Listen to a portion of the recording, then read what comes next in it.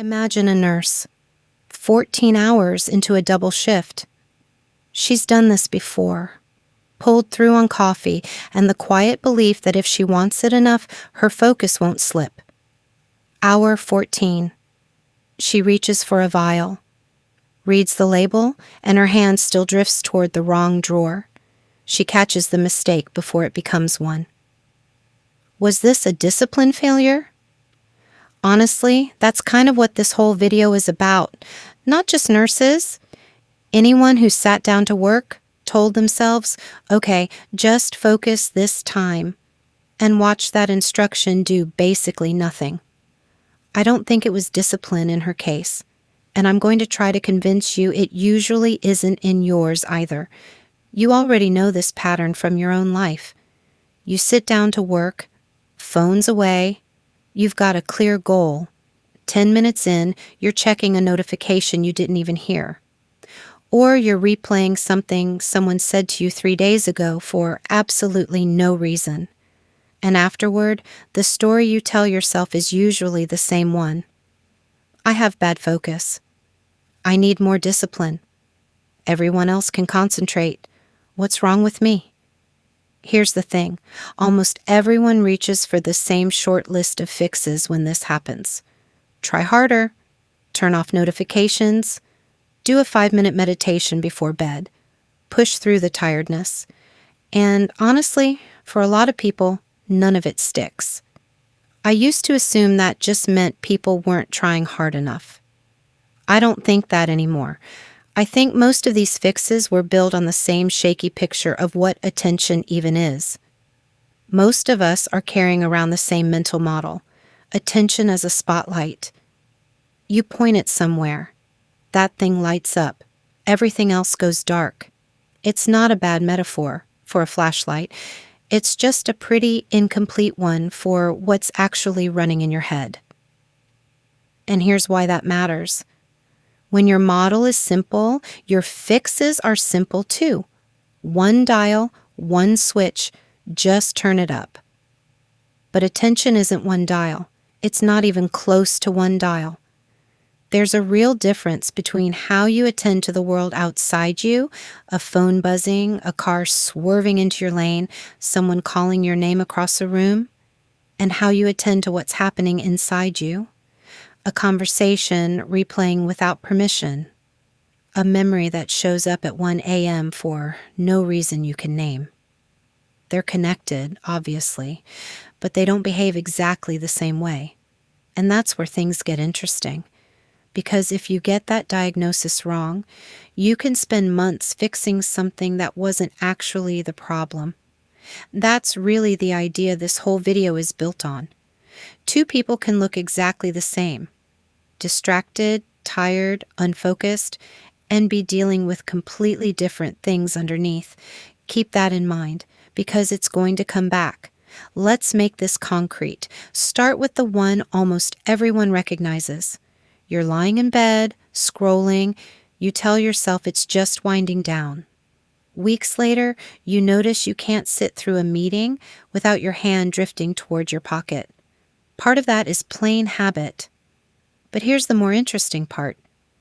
Every time a buzz shows up and you respond and something, information, a laugh, a small hit of novelty, follows right after.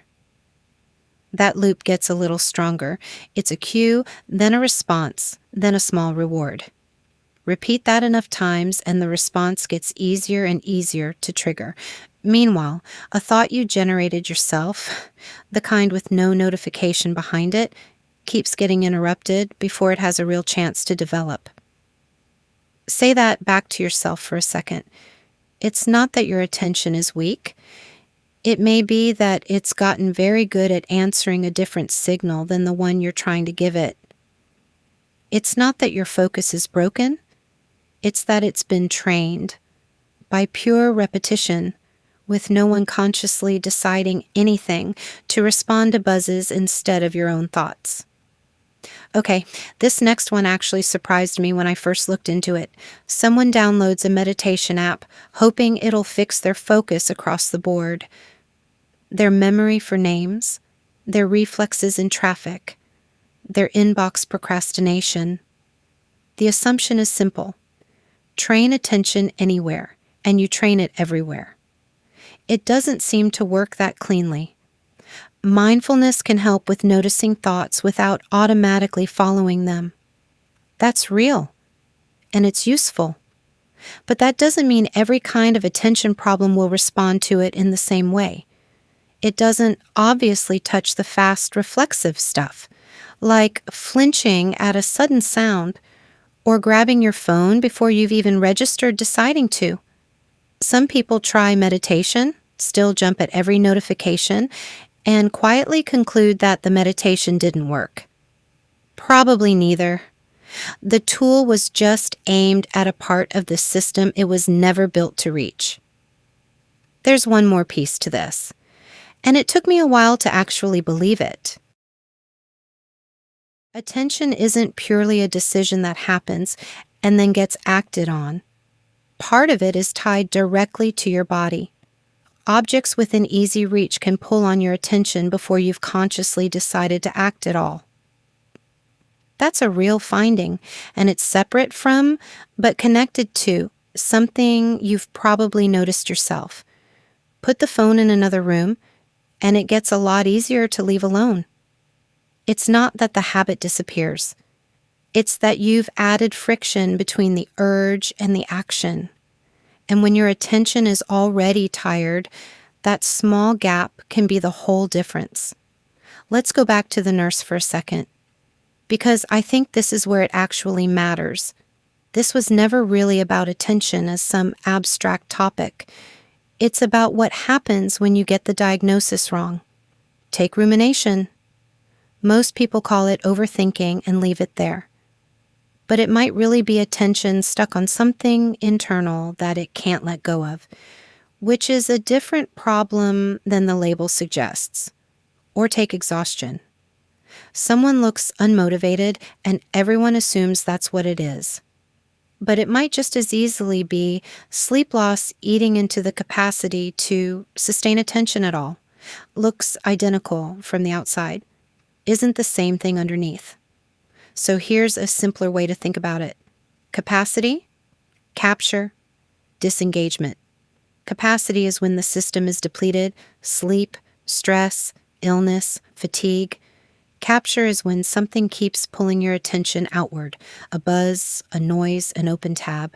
Disengagement is when your attention is stuck on something internal and won't let go.